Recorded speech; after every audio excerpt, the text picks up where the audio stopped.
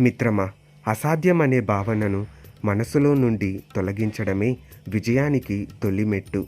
మనిషికి కాలం విలువ తెలుసు, డబ్బు విలువ తెలుసు, అలాగే బంధం విలువ కూడా తెలుసు, ప్రాణం విలువ కూడా తెలుసు. ఇన్ని తెలిసిన మనిషికి ఎదుటి మనిషిని అర్థం చేసుకోవడం మాత్రం తెలియదు. కాలం దేన్నీ సరిచేయదు. మనమే కాలంతో పాటు అన్నీ సరిచేసుకుంటూ ముందుకు వెళ్ళాలి. నిన్ను వద్దనుకున్న బంధాల ముందు జాలిగా నిలబడకు. నీ విలువ తెలియని మనుషుల కోసం ఎప్పుడూ పరితపించిపోకు. నీ వ్యక్తిత్వాన్ని ఎప్పటికీ వదులుకోకు. కష్టపడాలన్నా ఈ క్షణమే, ఆనందించాలన్నా ఈ క్షణమే, మంచిగా బ్రతకాలన్నా ఈ క్షణమే. ఎందుకంటే నిన్న మనది కాదు, గడిచిపోయింది కాబట్టి. రేపు మనది కాదు, ఏం జరుగుతుందో తెలియదు కాబట్టి. ఈ క్షణం మాత్రమే మనది.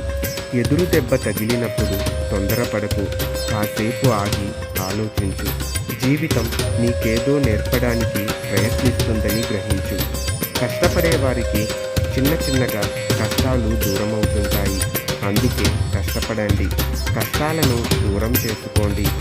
నేను మూర్ఖుణ్ణి అని తెలిసినవాడు జ్ఞాని, నేనే జ్ఞాని అనుకునేవాడు మూర్ఖుడు.